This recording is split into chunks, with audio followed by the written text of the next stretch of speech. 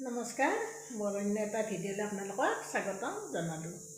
আহকচোন, আজিও এই 2টা বাজিছে। ভিডিঅ' আৰম্ভ কৰোঁতে মোৰ ব্লগটো দিওঁতে আৰম্ভ কৰোঁতে দেৰি হৈ গ'ল। মই তাৰমানে ৰাতিপুৱা আজি আন্টি দাদাৰ কাম বন কৰিলোঁ, কৰি অলপ জলপানখিনি কৰি তাৰমানে আমাৰ মাহঁতৰ ঘৰত গ'লোঁ।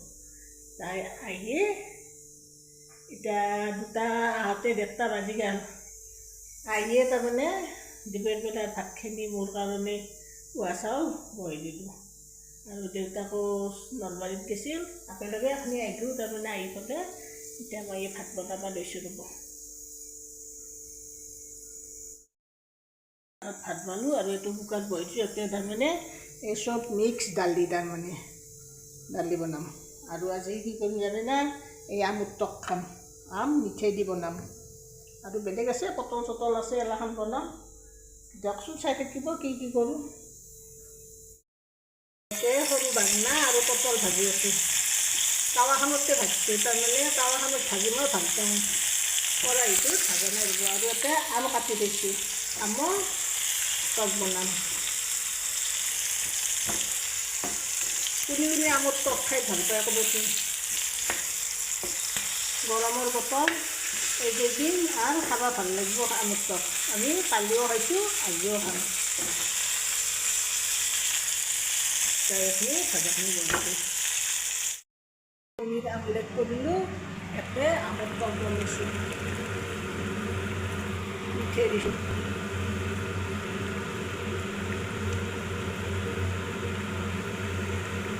এই ভাজা মই এতিয়া অন্যদিনা কিন্তু 2টা বজাতে ভাত খাওঁ। তাৰমানে আজি অলপ দেৰি হ'ল। এতিয়া মই ইনচুলিনটো লওঁ ৰ'ব। এই ইনচুলিনটো দেখিছে না? এই ইনচুলিন কলমৰ নিচিনা এইটো সোপা আছে। ইনচুলিনটো লৈ ভাত খাম। ইনচুলিন লোৱা হ'ল, এতিয়া মই ভাত খাওঁ ৰ'ব। তুমিও গা চা ধোৱা যদি ধোৱা, ভাত হৈছে। এতিয়া মই এই ভাত লৈছোঁ, এতিয়া আমৰ টক লৈছোঁ, এই চালাড তিয়ঁহৰ, এই জ্বালা আৰু পিঁয়াজ আৰু জ্বালা, এই কণীৰ আমলেট অলপ লৈছোঁ, ইয়াতে পটল ভাজা, বেঙেনা ভাজা আৰু ইয়াৰ সকলো মিহল কৰি দালি। এতিয়া মই ভাতখিনি খাওঁ।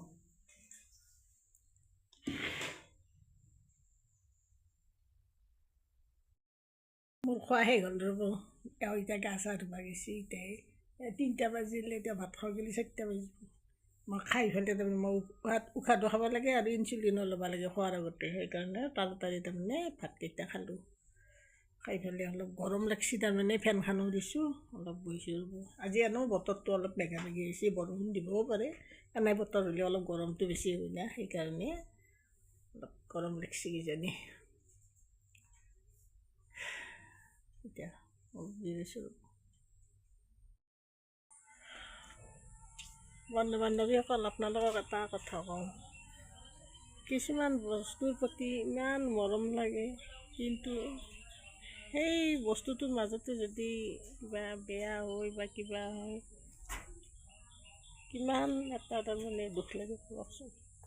মোৰো একে অৱস্থা হৈছে। কেনে হৈছে?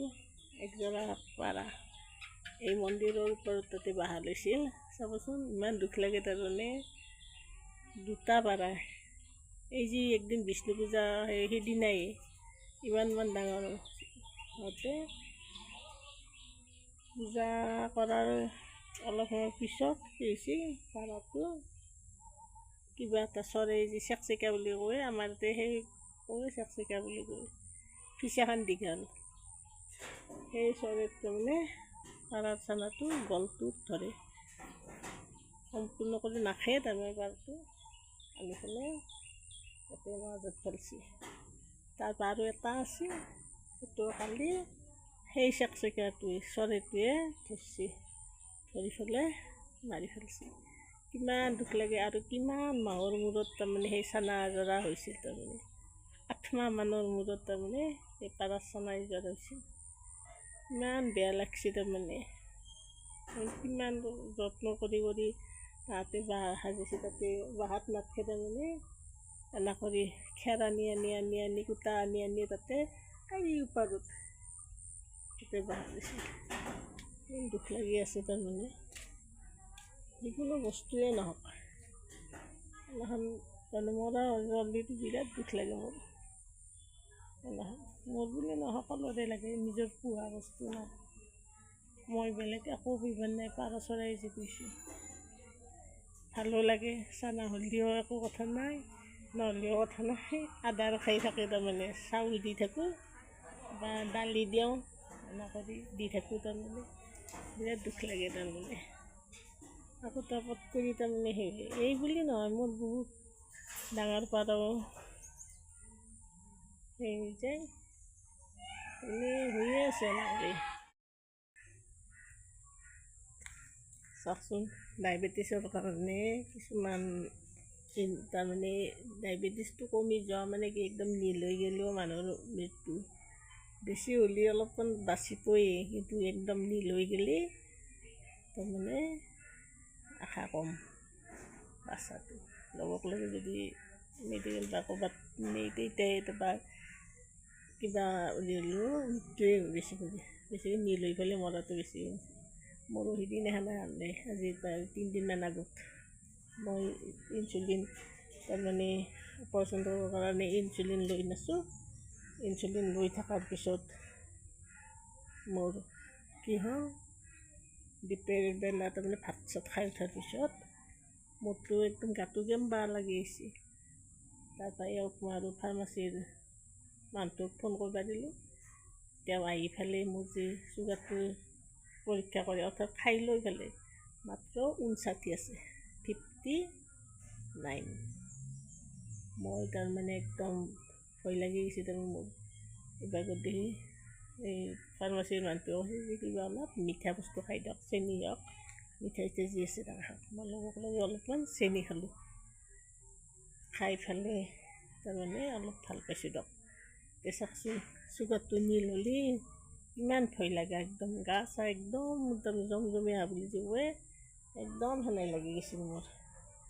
তাৰপৰা সিদিনা ৰাতি লোৱা নাই, আৰু পিছদিনা পৰীক্ষা কৰিব গ'লোঁ লেবৰেটৰীত, আমাৰ এই টাউন ওচৰৰে নলবাৰীৰ আৰোগ্য বোলা সেইখনত পৰীক্ষা কৰিলোঁ যে, তাতে আৰু নাখাই পেলাই একো খোৱা নাই তাৰমানে 138 আছে। আৰু তাৰপিছত মই 2 ঘণ্টা আগে তাৰমানে পৰীক্ষা আৰু বেলেগ খাই পেলাই খোৱা 2 ঘণ্টাৰ পিছত, অৰ্থাৎ 2 ঘণ্টা 1 ঘণ্টা 45 মিনিট সেনাখনত তেতিয়া যি চাওঁ 146 আছে, কিন্তু বেছি নাই দিয়কচোন। হ'লেও আগৰ দিনৰ তুলনাত তাৰমানে অলপ হ'লেও হেৰি বেছি।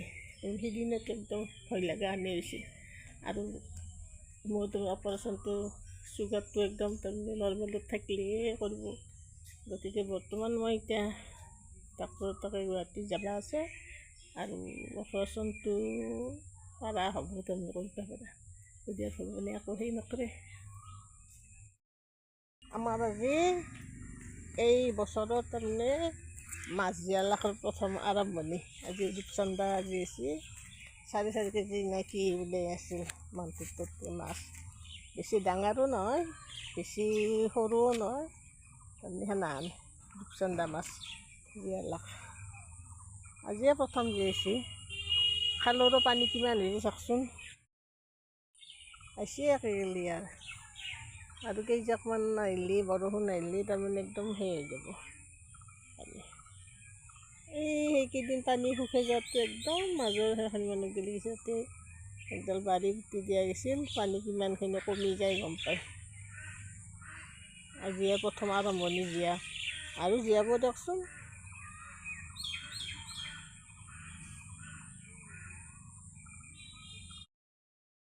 এডাল ফুল ইমান ধুনীয়া কৰি ফুলছে, কি মৰম লগা হৈছে।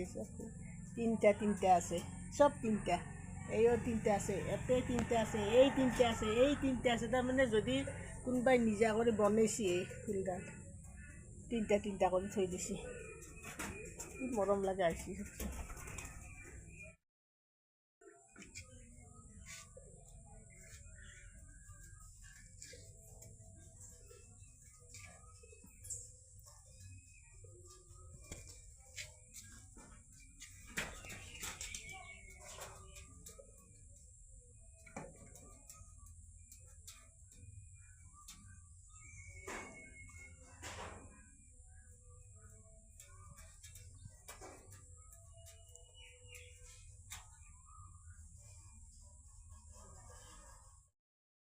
এতিয়া মই এই ভাটিবেলা ফুৰিব আহিছোঁ। ভাটিবেলা মানে গধূলি হ'ব এতিয়া। গতিকে মাছ দেখি ফুৰিব আহিছোঁ। তাৰমানে চুগাৰটোৰ কাৰণে বহুত চেষ্টা কৰি আছোঁ কমাৰ কাৰণে। ডেইলি খোজকাঢ়ি আছোঁ ৰাতিপুৱা ভাটিবেলা।